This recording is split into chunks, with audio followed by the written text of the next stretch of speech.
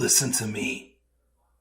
If there was a wise man who would ever think of this, they would say in order to be superior to the man, you've got to be the man.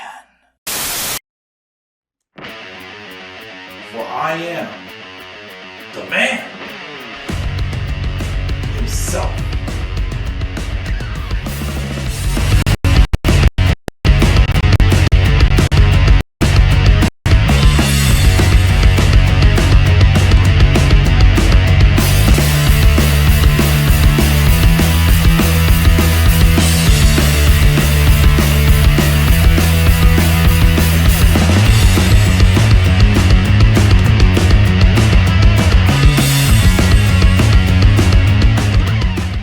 Ladies and gentlemen, boys and girls, how you guys all doing tonight? Sorry, I goofed that up. Say his name, and he appears. What's going on, guys? This is the Club of the Man 1993, and I know I am very minuscule tonight, very tiny, but it was the best way I could set up this graphic. I miss my old graphics, I'm not going to lie, but hopefully next year I will get back to the old graphics. I will hopefully get my Adobe Suite back, but we'll see how that goes. But this is a very late video. Not as in late as in the time recording this, but I am very late with this Monday Night Raw review. It's been a rough week for me. Being off for over a week was crazy. Getting back in my groove for my normal routine was a struggle, but surprisingly, I cannot believe I struggled. I cannot believe I struggled to get back on track with my normal routine. And also, it basically felt like that I would take care of something, and the moment I sat down for the night just to relax for a second, that was like almost every night this week. And I was trying to get this review in before SmackDown, so I have a lot of other TV to catch up on too. And every time I tried to record, I get distracted because I hear a cricket apparently is somewhere hidden in my basement. On the ceiling, where it is, I don't know. But that's for another time.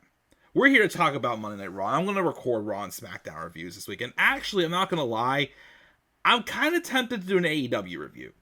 I kind of want to do, because of what I saw happened on Dynamite regarding who returned and is now part of the Don Callis family, I kind of want to do an AEW review. So I will come out of my AEW retirement for one night for now and do a review of that this weekend as well. Once I catch Dynamite. I still got to watch that too. Again, I am that far behind in my shows. But yeah, we're here to talk about Raw, the September 29th, 2025 edition, the last day of my vacation. And this Raw took place in Raleigh, North Carolina. It was headlined by an advertised tornado tag team match between the Usos and the Vision. My overall thoughts this episode of Raw are, it's a tale between do I add the plus or just keep it a standard B.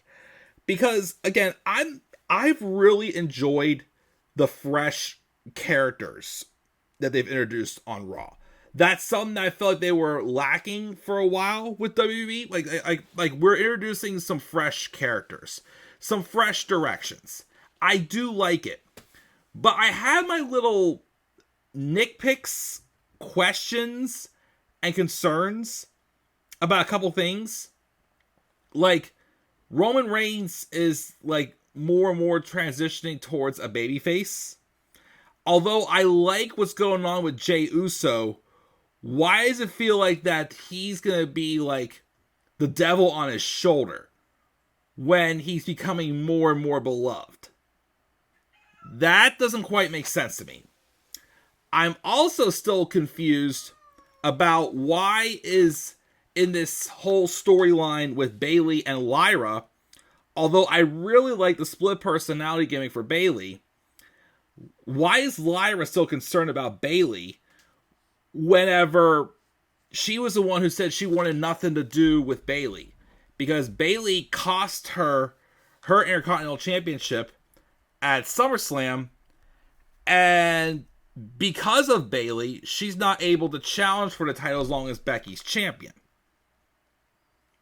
A couple like nitpicks like that, and I'm just like, okay, I like this, it's fresh, but what's this doing here? Basically, is how I am with some of these things. So I'll talk about the show, give my thoughts, and maybe I'll decide afterwards if I give this show either a B or a B+. Because it was a good show. I enjoyed it. Still not that interested in Crown Jewel, I'll be honest. I'm really not that interested. I don't know, it's just me just being, bitter about the whole concept, but it's whatever. I doubt I'm gonna spend money on Crown Jewel. I'll probably just, watch it on a streaming site or something. Again, I still am hoping after the end of the year to get the bundle, the Disney Plus bundle. But just right now, again, it's not really in mine and my wife's budget right now. But I'm going to, though, move on, and we're going to talk about Raw and just address what I would like to address. So let's roll in and talk about this show. We opened up, and just throughout the night, we had the fallout from the Kabuki Warriors heel turn last week. There's 4 people involved. It's like there's the one who's like purely against them, Rhea Ripley. Then there's Io Sky, who is like 90% against the Kabuki Warriors, but still has that teensy weensy little soft spot for them still. Then there's Kairi Sane, who is the one that's definitely more towards the heelish side, but she still has like that soft spot for Io, of course. But it's more so instead of Kairi trying to fight off the main villain, Asuka, Kairi is kind of just more so we have to do how Asuka says, but she's still sensitive. It's like the duo that has the one that's pure evil and the accomplice that is the remorseful one, basically. That's what Kairi Sane is, but I thought she would be a little more towards the pseudo the de facto heel, who is kind of stuck in the middle, but for now she's more heelish, which could work better in the long run, because then we're not going to know when Kairi's going to turn. I do think this whole storyline, though, should eventually lead to matches with Io and Asuka. And I do think we need to finally get a match with Io and Kairi. I've mentioned this many times before. That was supposed to happen in NXT when Io turned heel, but then Kairi got called up. So it never happened in NXT when it was supposed to in 2019 at TakeOver Toronto. But yeah, Rhea came out and started the show. She wants a piece of Asuka. But Io's one who came out is it hurts me what they did, but they're still my family. Very emotional. I know the broken English kind of turns some fans off, but to me it is what it is. They're doing the best they can, in my opinion. Asuka and Kairi, of course, got involved. Asuka eventually did miss Io in the face, which definitely put Io a little more over an edge with them. A tag match was made official, which I expected to happen at Crown Jewel, since we are going to be in Australia. That's Rhea's home country. So it's going to be Rhea Ripley and Io Sky versus Asuka and Kairi Sane. There was also a segment backstage where Kairi was telling Asuka, still telling Io, you can still come back. You can still come back and forgive Asuka. And of course, Io's all emotional, and Kairi gave her a picture of the 3 of them and whatnot. Very good storytelling right there for sure. I am curious though, where to see Io goes with this. I mean, I feel like it's obvious that obviously she doesn't turn on Rhea at Crown Jewel, but because of course Io does have the upper hand on Rhea, she has the numbers on her. You never know. They could have her turn on Rhea. Maybe, I don't know. But that was the gist of what we got with that throughout the night. I'm going to kind of just keep things clumped together. Dominik Mysterio defended the Intercontinental Championship against Rusev. Again, Rusev's in an odd spot where it's they brought him back as a heel. And I feel like they're trying to transition him back to being a babyface. But the awkward part is that Surprisingly, Rusev is not getting as big of a reaction as we thought we would. And again, I even mentioned my concern with Rusev coming back is the fact that is there really any room for him? Like, where he should be on the card. Just saying. But I don't know. But also, there's Dominik Mysterio, which I feel like Dom's getting to a point where he's that good at what he does that the fans are not booing him to give him the electric heel heat that he once had. It's like they want to love this guy because of how good he is, but he is that good as a heel, you don't want to turn him face also at the same time. It's still a tough call. Like, eventually, someone at WWE is going to have to go face. Again, I still think, honestly, I'm just saying, if you really wanted Dom to go face, because I still think there's no reason to turn Finn Balor face right now. I would love to. I would love to cheer Finn on, see what we got years ago. But again, I keep thinking to myself, Finn Balor's in his mid-40s now. Is he real? If they would turn him face, is he ever going to be on the level he was 10 years ago? I don't fully believe that. So again, I'm still thinking that Finn is going to turn on Dom when Dom least expects it. He is going to obviously probably wait until Liv comes back. It's going to split up Liv and Dom. And I still think the best way to go with this is to have it look like Dom fell for Roxanne.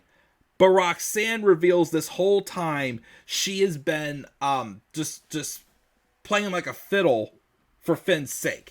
Like she's been Finn's little sidekick this whole time. Have Dom basically lose everything. And I feel like maybe that you could work on a more babyface character for Dom. Maybe eventually him, making up with his dad too. Could be quite a good story. But that's still in the works. But he got out of losing the Rusev in this match by first trying to pull some Eddie maneuvers. And then when the referee was distracted, he low-blowed Rusev and got the win. I'm assuming, though, this is not over. I'm pretty sure Rusev's coming back with a vengeance. But again, where Rusev goes, I don't know. Again, he's in a weird spot. Like, he's got momentum in the ring. But again, it's like, is he really connecting that much with the audience right now that they want to turn him face? Again, it's not his fault. It's just he's in a very awkward spot, if I'm being honest. So, we had that there. LA Knight also had a talk with Adam Pearce backstage. Adam Pearce admits that he being a special guest referee at WrestlePalooza was a terrible decision, which honestly is kind of a pointless decision because it really didn't make that much of a difference on the match, if I'm being honest. I was just me. But then New Day, who I still don't care about right now, demand a tag title match. They've been mourning for months, which I feel like this mourning storyline is going absolutely nowhere. But LA Knight basically gets in an argument. He says he wants to drop Kofi Kingston, and he does in fact do that. He beats Kofi Kingston later on in the night. We also throughout the night got a video package, part 1 of them hyping up Seth Rollins and Cody Rhodes in their big history for their match at Crown Jewel. We'll get to the promo in a little bit, but we did have an interaction with Bayley and Lyra. We got shown what happened the previous week where Bayley, was all happy and wanted Lyra to be in her corner. But then after the match, Bayley, when evil Bayley and pushed Lyra off her and say, "You don't touch me." Well, now we have Bayley doing the same thing as last week. Rolling up to Lyra saying, "I would love you to be in my corner. That was all fun. This and that." But Lyra's like, "No, I'm not falling for your tricks anymore. So no, I'm not going to be out there for you." So Bayley comes out alone. She takes on Raquel Rodriguez. Again, I keep continuing to praise her. Raquel has gotten a ton better in the ring this year. She's really settled in and found her groove. Again, I mentioned too, there was some legend, I think it was Kevin Nash and a couple others, that really critiqued her earlier this year. And ever since then, she's really stepped up. I again would give her definitely a nod as one of the most improved of this year for sure. She's really found her footing, and she should really be proud of of the improvement she's done. But of course, obviously, since it was basically 2-on-1 because Roxanne was out there, Raquel does get the victory. Afterwards, it was a 2-on-1 attack on Bayley, and Lyra comes out. She seems convicted, but then she's like, oh, whatever, and just runs down and helps Bayley. And then, expecting Bayley to snap on her again, instead, Bayley's hugging her and all happy. So she got good Bayley this week on the right moment. Even though there was a moment where Bayley seemed to, snap back into, the angry moment when she helped Lyra get fended off 2-on-1. But like I said, I don't like that. We feel like it's not that I don't know. It's just like, I feel like that they're not going in a direction where they're going to turn Lyra heel, as I still feel like they should be. Like, they're not giving me a reason to see why would Lyra go heel when Bayley's the one who's going back and forth. Like, maybe it's something where, like, Bayley's got to do something a little bit more to get the crowd a little more behind her or something like that. I don't know. Again, I love what she's doing, but it's just an awkward spot where, like, okay, shouldn't Lyra be the one going heel and not the one, like, kind of getting the sympathy? Again, it's a weird spot. I don't know, but, whatever. All right. We'll then talk about briefly with the first interaction with the Usos backstage. Again, they're going to be in a tornado tag match with the Vision in the main event. Jay's, getting warmed up. Jimmy asks him, why wouldn't he help him in LA Knight last week after Jay beat LA Knight? Jay says helping him gets them nowhere, and asks him in return, why is he helping LA Knight? Big Jim says he helps people. Jay claps his face and says, no help, because they don't give a damn about them. And if he'd been doing things this way long enough, he'd have been world champion again by now. But that's something Jimmy doesn't get. But forget LA Knight. They're going to handle business tonight, and they do a little handshake, but Jimmy obviously is still left, concerned. Seeing that, Jay kind of like has like a big, is going through some sort of like a transition right now. This is the segment with EO in the picture. LA Knight beats Kofi Kingston. We have a backstage also with Akira Tozawa and Maxxine Dupri. Question. Didn't Otis return on the recent AAA pay-per-view, the Worlds Collide show? If he returned there, why is he not back with Alpha Academy? That's confusing me. But anyways, Maxxine was backstage with Akira Tozawa. Becky Lynch basically comes by and just trashes Maxxine. And it sets up for them having a match next week. I don't expect it really to do much. But then Seth Rollins goes out for his segment. So Seth comes out, and we're going to go in detail about this one.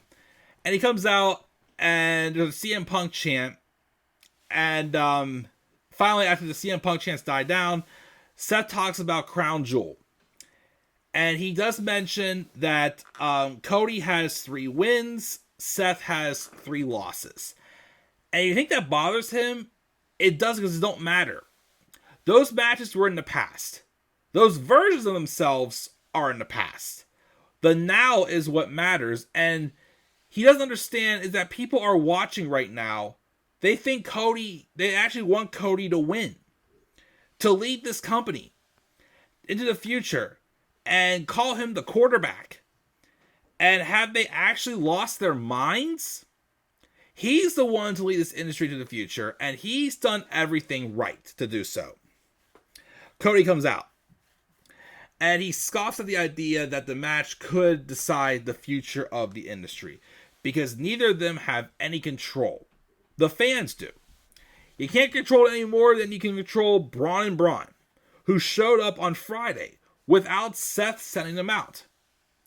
No, Heyman sent them out. So when it comes to his own group, who's in charge? Seth claims that every decision goes through him. And when Cody also asks, what about Paul Heyman announcing Brock Lesnar? Seth once again says every decision goes through him.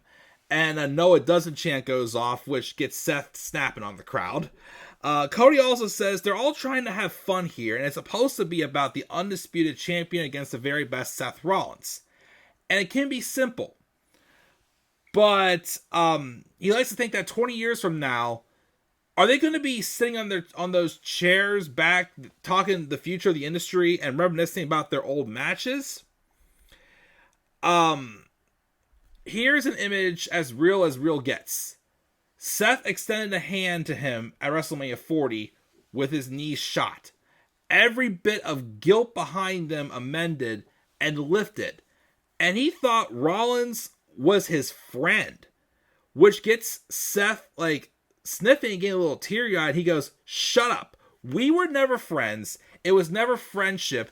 It was a means to an end." And at WrestleMania 40, Cody was just the lesser of two evils.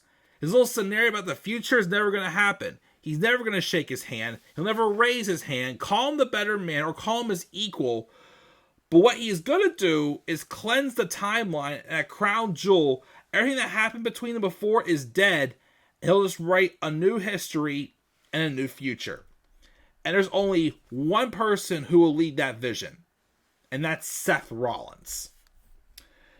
Which, what they're doing is fine. Again, like, they're just telling the simple, like, history. Yes, Cody Rhodes has the upper hand. Yes, they're both, like, obviously Seth Rollins has been in this company, like, one of the longest out of everyone.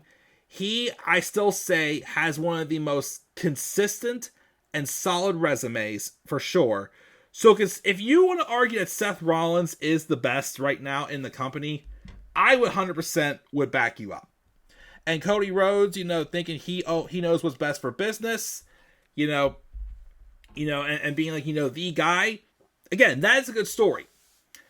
But I still think, and of course they teased it kind of whenever they did that part one of that video of their history, when I think the way how Seth ended it, like, he got his feelings hurt or something like that.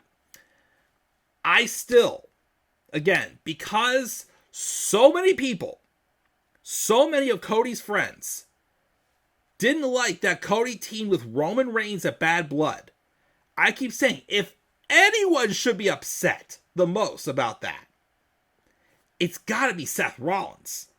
And I'm waiting for them to dig into that. Dig into that little, regret that Seth Rollins is bothered that he helped Cody Rhodes just for Cody a few months later to take up Roman Reigns' help against the Bloodline. I'm waiting for them to dig into that. So I'm hoping they dig into that in part 2. But we'll see, of course, what happens. Then, AJ Styles and Dragon Lee had a match against Los Americanos.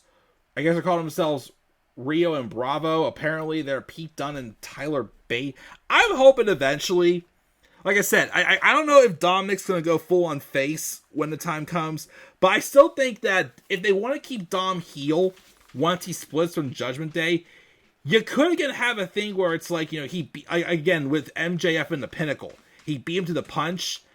But I keep hearing rumors that these other two Americanos are Pete Dunne and Tyler Bate, and they're both too good to be reduced to a role like this. I'm sorry, it's true. I don't want to see them to completely change them. But AJ Styles beat and Dragon Lee beat them. AJ also did mention that, the fans gave him a match with John Cena, and he gets to do something he loves to do, which is beat up John Cena. So that's just a pure nostalgia match. Not much build, but, whatever. Stephanie Vaquer's interview backstage, saying she's excited to face Tiffany at Crown Jewel. She respects her, but she's going to win. Tiffany comes in and basically, says the same thing, runs down, why she should be better, because she's had the title for almost 300 days, and she's not going to let someone with, someone with all the momentum from just a little bit of time take over her story. But then Stephanie says her time will be over, and La Prima will have to get used. But then Tiffany says La Prima will have to get used to coming in second place, basically, and whatnot. Then the main event happened with the Vision, the Bronze versus the Usos. Match, of course, was crazy. But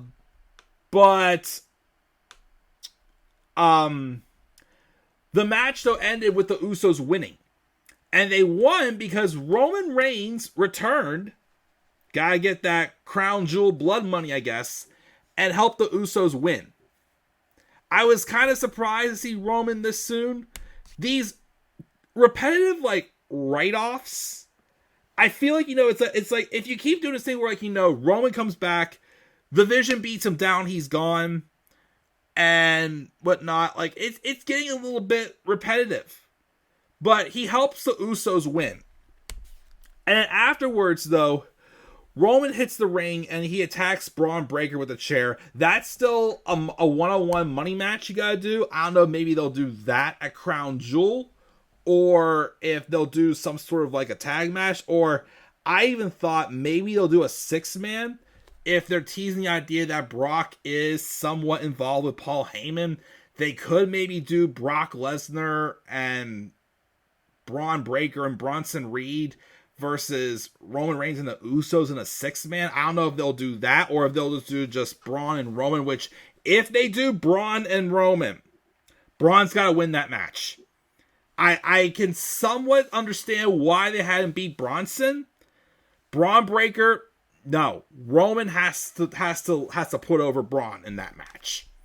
But after the match, though, after they attack Braun, Roman celebrates with his cousins, but then he shakes Jay's hand, gives him a little pep talk, while Jimmy's looking on in the background, and Roman's putting more of his tribal chief nonsense in his head. And I'm the one that's gonna talk him down later, basically. Like, it's your show now. Like, he's encouraging Jay to keep going down this path he's going down. Which, honestly, here's my thing. If Roman had just come back, like he was just in the early stages of transitioning to a more babyface role, it would have been, like, a year ago, this would have been better. But right now, again, I keep saying this, the way they're booking Jey Uso, I like, because I keep looking at this and I'm thinking, this should have been how they booked Kofi after Kofi lost to Brock in 2019. But what's bothering me, again, is that this awkwardness is like, Roman has a lot more babyface momentum on his side now. Why? I mean, if they want to do this thing where, like, Jay does go, like, full on heel, and then Roman's like, I created a monster, what have I done? It's like, it's a little too late to feel like Roman's kind of like the devil on his shoulder. Because right now, in my eyes, I don't view Roman as like a tweener. I think he's a lot more leaning on the babyface side. Especially since he seems like, really accepting with the crowd. And what, he's not like, when he first came back, he's just like, some things have changed, but I'm still the same guy. No, it's like, it feels like he's softened up. Like, he's not as, like, evil as he was. So, I'm not quite sure how this is going to go. We're going to have to wait and see. But yeah, I'm wondering now if Jay's going to go a little more heelish than I thought. He could go full on heel. But obviously Jimmy's in the background, as you see it below me, concerned for his brother. So we'll see where this goes in the coming weeks and what matches lead to a crown jewel. Roman's going to be a crown jewel. Like I said, if they do, I mean, again, I will say I didn't like that the Vision lost. I didn't like that because that whole thing where they're losing these matches, to me, it's like, okay, they lost at SummerSlam. They lost when Bronson lost to Roman at Clash in Paris. Them winning at WrestlePalooza was right, yes, but now they lost here again. And it's like, should I be concerned how I was with the new bloodline last year? But, so, I don't know. I'm not sure what to see, but like I said, I do still think when they do Roman Reigns versus Braun Breaker, Braun's got to win that match. He has to win that match, in my opinion. So, that was Raw. I'm going to stick to giving this episode, I still feel like I should give it a B+ despite my nitpicks. Because, again, I do really enjoy these fresh character directions. These other little like nitpicks I mentioned, kind of more so thing like, we'll see where this goes. So I will overlook my nitpicks and give this show a B+. A B+ for me for Raw this week. What are you guys' thoughts on Raw this week? You guys' thoughts, get down in the comments section below. Slap a like on the video and subscribe for more content on my channel. Follow me on Twitter as well, The Club of the Man 93. You can also follow me on TikTok and Instagram at The Club of the Man 1993. Again, expect a SmackDown review. I'm going to try to squeeze in an AEW review with being the 6-year anniversary show. And again, I do want to talk about Andrade going back to AEW as well. Still got to watch it though. And more content as well to come to the channel in the next few days, hopefully as well. So until then, guys, I'm checking out. I'll catch y'all later. Have a great rest of your night. And do not forget, in order to be superior to the man, you've got to be the man. And for I am the man himself. And that is not just an opinion, my friends. That is a fact of life. Yeah!